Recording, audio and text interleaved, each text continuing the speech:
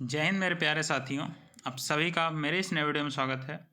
जैसा कि आप सभी लोगों को पता होगा कि जो सीरीज अभी चल रहा है उसमें हिस्ट्री पूरी तरीके से ख़त्म हो चुका है और पॉलिटी का सीरीज शुरू हो चुका है। पॉलिटी का हम फर्स्ट वीडियो दे चुके हैं, जहां से क्वेश्चंस मोस्टली पूछा जाता है, वही टॉपिक अभी हम कवर कर रहे हैं।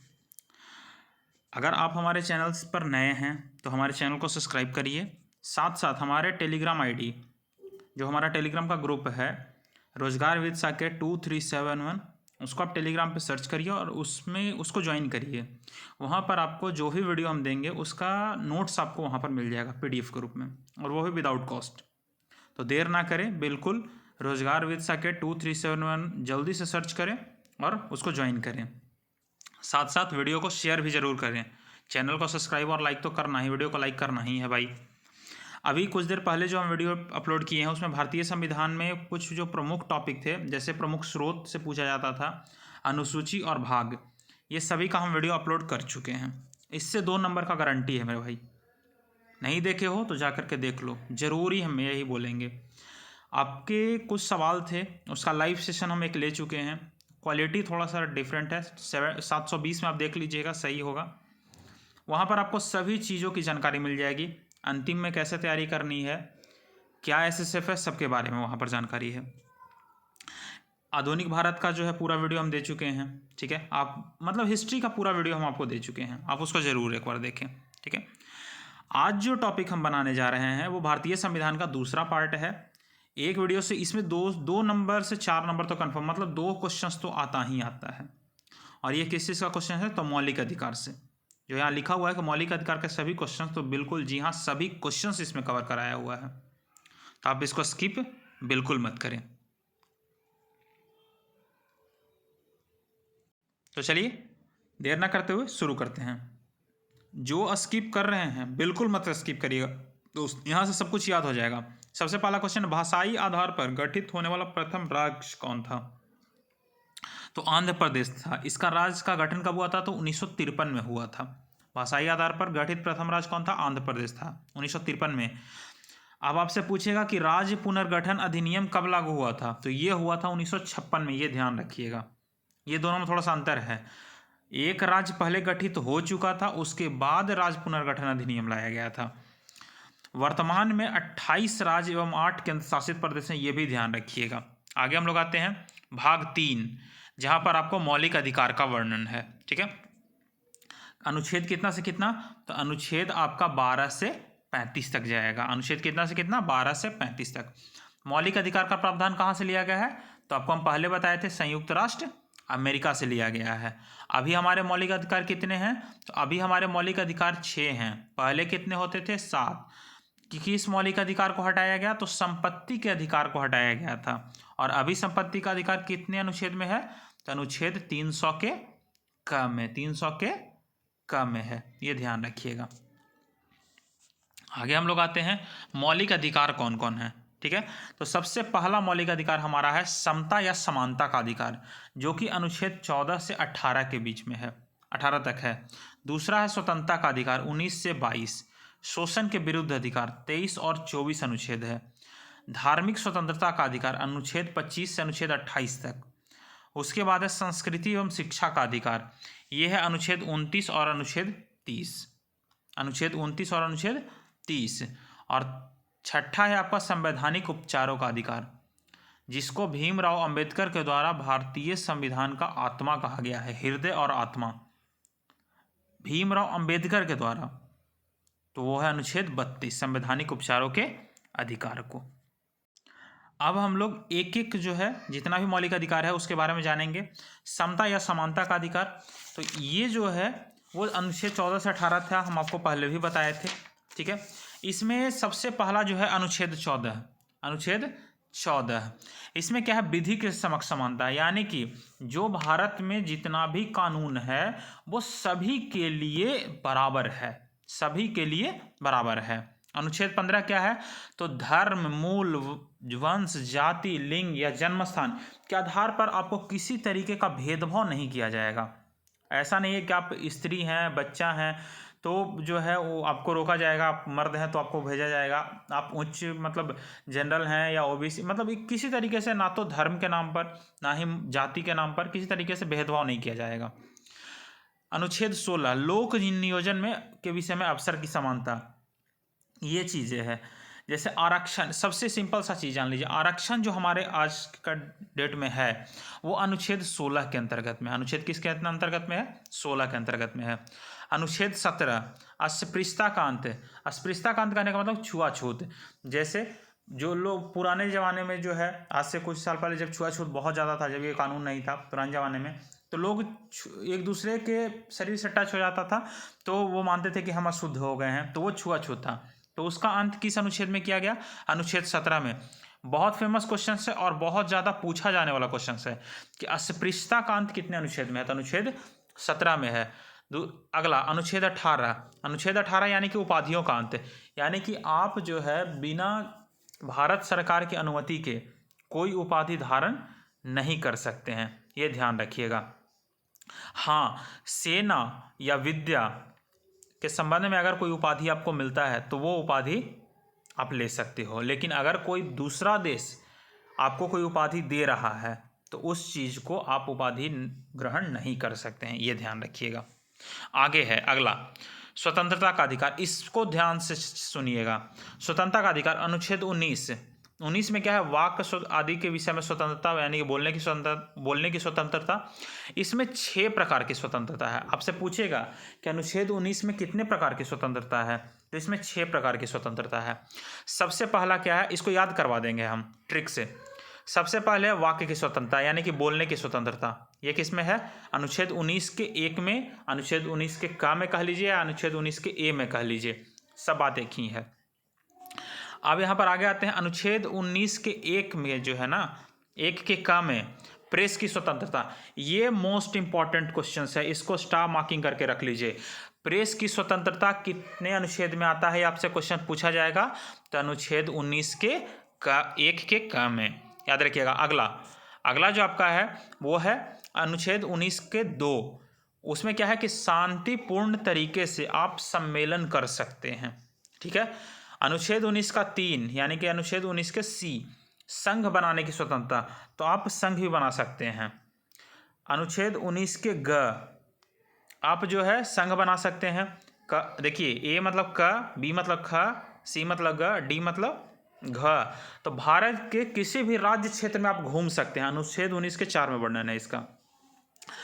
अनुच्छेद 19 के 5 कह सकते हैं या अनुच्छेद 19 के अंगा कह सकते हैं। उसमें क्या है, तो भारत के किसी भी राज्य क्षेत्र में आप बस सकते हैं, बसने का अधिकार आपके पास है। और अनुच्छेद यहीं पर था, अनुच्छेद 19 का जो एफ था, ई के बाद एफ था, एफ में था संपत्ति का अधिकार, इसको हटा दिया गया। उसके बाद जी में क्या है कि भारत के किसी भी राज्य क्षेत्र में आप व्यापार कर सकते हैं, ये 19 के जी में वर्णन है। अब चलिए इसको याद करते हैं। तो सबसे पहले आप किसी को कुछ बोल सकते हैं, अनुच्छेद 19 के 1 में। अनुच्छेद 19 के 1 ही में क्या है, प्रेस, मतलब जितना भी प्रेस वाला सब बोलता है, जो भी किसी के विरुद्ध में चाहे किसी के तर्ज में, वो 19 के 1 के क के अंतर्गत में बोलता है। अनुच्छेद 19 के 2 में सबसे पहले तो आप किसी को कुछ बोले, उसके बाद आप उन सब के साथ मिल करके एक सम्मेलन किए कि आ जाओ भाई, तुम भी आ जाओ, तुम भी आ जाओ, ठीक है। उसके बाद जब सम्मेलन किए तो आप संघ तो बनाइएगा ना, गुट बनाइएगा। तो आप गुट बनाए, तो कितना में, अनुच्छेद 19 के 3 में। अनुच्छेद 19 के 3 में सबसे पहले आप किसी को कुछ बोले, ठीक है। उसके बाद उनसे मिले, उसके बाद संघ बनाए, उसके बाद क्या किए, तो आप बोले कि चलो अब मन नहीं लग रहा है तो चलो चलते हैं, घूम करके आते हैं। तो अनुच्छेद 19 के 4 में जो है राज्य में, भारत में कहीं घूमने चले गए। उसके बाद आप मान लीजिए कहीं घूमने गए और वहाँ पर आपको जगह पसंद आ गया, तो आप बोले कि नहीं चलो यहाँ पर हम बस जाते हैं, तो वहाँ पर आप बस गए। उसके बाद जब बस गए तो खाने के लिए कुछ तो चाहिए ना, तो अनुच्छेद 19 के जी में जो है वो क्या है कि वहाँ पर आप व्यापार करना शुरू कर दिए। तो इस तरीके से आप याद कर लीजिए। तो अनुच्छेद 19 पूरा हो गया। पहले क्या किए, पहले हम किसी से बोले, उसके बाद उनसे मिले, उसके बाद संघ बनाए। संघ बनाने के बाद जो है हम कहे कि चलो घूमते हैं, तो घूमने चले गए। वहाँ पर हम बस गए और बसने के बाद क्या किए, हम वहाँ पर व्यापार करना शुरू कर दिए। बस इसी तरीके से याद रखिएगा। अनुच्छेद 20, अनुच्छेद 20 में क्या है कि अपराधों के संबंध में, अपराधों के लिए दोष सिद्धि के संबंध में संरक्षण, दोष सिद्धि के संबंध में संरक्षण। इसमें क्या है ना कि इसमें बहुत सारा क्लू है, लेकिन आपको सिर्फ एक याद रखना है कि एक अपराध के लिए, एक अपराध के लिए आपको एक बार ही सजा मिलेगा, एक बार ही आपको सजा मिलेगा। ये ध्यान रखिएगा कि एक अपराध के लिए आपको एक ही बार सजा दिया जाएगा। ऐसा नहीं है कि एक अपराध के लिए 2-3 बार सजा मिल जाए। आपसे पूछेगा क्वेश्चंस कि एक अपराध के लिए एक ही बार सजा किस अनुच्छेद में वर्णन है, तो किस अनुच्छेद में वर्णन है? अनुच्छेद 20 में, ध्यान रखिएगा। उसके बाद है अनुच्छेद 21। अनुच्छेद 21 में क्या है कि प्राण एवं दैहिक स्वतंत्रता, प्राण एवं दैहिक स्वतंत्रता। एक बात इसमें ध्यान रखिएगा बहुत ध्यान से कि यही एक अनुच्छेद है, अनुच्छेद 21, कि अगर आपके यहाँ आपातकाल लगता है, अगर आपके यहाँ आपातकाल लगता है तो इस अनुच्छेद को वो निरस्त नहीं कर सकता है, ये अनुच्छेद निरस्त नहीं होता है, ये ध्यान रखिएगा। प्राण एवं दैहिक स्वतंत्रता, इसी के अनुच्छेद 21 के क में ही आ जाता है शिक्षा का अधिकार। आपसे पूछेगा कि शिक्षा का अधिकार किस अनुच्छेद में है, तो अनुच्छेद 21 के क में। ये कब लागू हुआ था? तो 86वां संविधान संशोधन 2002 में लागू हुआ था। इसमें क्या प्रावधान है? तो 6 वर्ष से लेकर 14 वर्ष तक के बच्चों को निःशुल्क शिक्षा दिया जाएगा। ये ध्यान रखिएगा, कब से कब तक? 6 वर्ष से 14 वर्ष। मेरे सेट में खुद आया हुआ था जब हम एग्जाम देते थे उस समय का, कि 6 वर्ष, कितने वर्ष से कितने वर्ष के बच्चों को निःशुल्क शिक्षा है, तो 6 से 14 वर्ष का। 5 से 15 दे देगा, 6 से 18 दे देगा, नहीं, 6 से 14 वर्ष के। आगे हम लोग आते हैं कुछ अनुच्छेद 22। अनुच्छेद 22 में क्या है कि कुछ दशाओं में गिरफ्तारी के निरोध में संरक्षण। जैसे आपको बोला जाता है ना, जब आपको कोई गिरफ्तार करता है तो बोलते हैं कि हमारे पास कुछ राइट्स है, आप हमको 24 घंटे के अंदर हमको मतलब कोर्ट में पेश करिए, जो वहाँ का नज़दीकी कोर्ट है, हमारे वकील से हमारा बात करने दीजिए, आप जो है कारण बताइए कि हाँ जो है आप हमको क्यों गिरफ्तार किए हैं, न्यायाधीश के समक्ष पेश करिए। तो किस अनुच्छेद में उसका वर्णन है? तो अनुच्छेद 22 में उसका वर्णन है। आपको यहाँ पर देखिए पॉइंट करके हम लिखे भी हैं कि कोई भी व्यक्ति को एक अपराध के लिए एक ही बार दंड दिया जाएगा, किस अनुच्छेद में है? तो अनुच्छेद 20 में है। इस बात का खास ख्याल रखिएगा। आगे हम लोग आते हैं, अब तीसरा है आपका शोषण के विरुद्ध अधिकार। शोषण के विरुद्ध अधिकार अनुच्छेद 23 और 24 है। इसमें बस 2 अनुच्छेद है, वो ध्यान रखिएगा। अनुच्छेद 23 में क्या है, तो आप जो है मानव दुर्व्यापार और बलात्श्रम, ये दोनों क्या है समझ नहीं आता है। तो मानव दुर्व्यापार का मतलब मानव तस्करी, ठीक है, और बलात्श्रम कहने का मतलब कि जैसे बंधुआ मजदूरी पहले कराया जाता था, हम किसी को ले आए अपने क्या बंधुआ मजदूरी करा रहे हैं, वो चीज़ों पर रोक लगा दिया गया है। किस अनुच्छेद के तहत? अनुच्छेद 23 के तहत, ठीक है। दुर्व्यापार करने का मतलब कि खरीद फरोख्त, मानव का पहले खरीद फरोख्त होता था, वो चीज़ें हम यहाँ से किसी को बेच दिए, वो लेके चला गया, वो चीज़ें गलत है, उस चीज़ पर प्रतिबंध लगा दिया गया है। अगला है अनुच्छेद 24, ये ज़्यादा इंपॉर्टेंट है, आपसे पूछेगा। कारखाना में बालकों के नियोजन पर प्रतिबंध, ये किस अनुच्छेद में है? तो अनुच्छेद 24 में है। अब कितने वर्ष से कितने वर्ष के बालक तक है? तो 14 वर्ष तक के बालक को तो कन्फर्म बैन है कि आप इसको कारखाना में लगा ही नहीं सकते हैं, लेकिन 18 वर्ष से कम के बालक को जो है ना, किसी भी विस्फोटक जगह, विस्फोटक कारखाना, जैसे कि आपका पटाखा का कारखाना हो गया, मतलब ऐसा कारखाना जो विस्फोटक टाइप का हो ना, उस जगह पर आप नहीं लगा सकते हैं। ये ध्यान रखिएगा, क्या कर सकते हैं? नहीं लगा सकते हैं। आगे हमारा है, यही 2 था, आगे हमारा है धर्म की स्वतंत्रता का अधिकार। क्या है? धर्म की स्वतंत्रता का अधिकार। जैसे इसमें कहाँ से कहाँ तक है? तो अनुच्छेद 25 से अनुच्छेद 28 तक है। बहुत आराम से समझिएगा। 25 में क्या है? तो अंतःकरण की और धर्म के अबद्ध रूप से मानने, आचरण करने और प्रचार करने की स्वतंत्रता। जैसे आप किसी धर्म को मानते हैं तो वो आपकी मर्जी है, ठीक है, आप उसमें कैसे, जैसे हिंदू धर्म है तो आप मंदिर में जाते हैं, वहाँ पूजा करते हैं, तो उसमें आपको कोई नहीं रोकेगा। ये चीज़ें हैं। प्रचार करने की, आप किसी भी धर्म का प्रचार कर सकते हैं, इसमें आपको कोई नहीं रोकेगा। यह अनुच्छेद 25 के अंतर्गत में है, ठीक है। याद रखिएगा, इसमें एक क्वेश्चन आता है कि जो सिख लोग अपनी पगड़ी धारण करते हैं, क्योंकि फोर्स लाइन में तो पगड़ी धारण करना होता नहीं है, फिर भी सिख लोगों को पगड़ी धारण करने का अधिकार दिया जाता है, दाढ़ी वगैरह रखने का अधिकार दिया जाता है, वो किस अनुच्छेद के तहत दिया जाता है? तो यही अनुच्छेद 25 के तहत दिया जाता है। ये क्वेश्चंस आता है, ध्यान रखिएगा, आपको प्रीवियस ईयर में मिल जाएगा। उसके बाद है अनुच्छेद 26। 26 में क्या कि धार्मिक कार्यों में प्रबंधन की स्वतंत्रता, धार्मिक कार्यों में प्रबंधन की स्वतंत्रता, ये ध्यान रखिएगा। आगे है अनुच्छेद 27। 27 में क्या है कि धार्मिक व्यय के लिए निश्चित धन पर कर की अदायगी की छूट, मतलब कि अगर आप कोई धर्म का काम कर रहे हैं और उसमें जो पैसा आ रहा है उस पर इनकम टैक्स नहीं लगता है, ये ध्यान रखिएगा, उसमें कुछ छूट है, छूट नहीं बिल्कुल छूट है। अनुच्छेद 28 में क्या है कि शिक्षण संस्थाओं में धार्मिक शिक्षा प्राप्त करने या ना करने की स्वतंत्रता। जैसे मान लीजिए कि कोई शिक्षण संस्थान है, अगर आप पढ़ रहे हैं तो हमको अगर मन है कि हम इस धर्म की शिक्षा ना ग्रहण करें तो कोई आपको बाई फोर्सली ग्रहण नहीं देगा। या फिर कोई जो सरकारी शिक्षण संस्थान है वहाँ पर किसी विशेष धर्म की शिक्षा नहीं दिया जाता है, इस बात का भी खास ख्याल रखिएगा। आगे है आपका संस्कृति और शिक्षा का अधिकार। संस्कृति और शिक्षा का अधिकार है अनुच्छेद 29 और अनुच्छेद 30 में। अनुच्छेद 29 में क्या है कि अल्पसंख्यक वर्गों के हितों का संरक्षण, अल्पसंख्यक वर्गों के हितों का संरक्षण।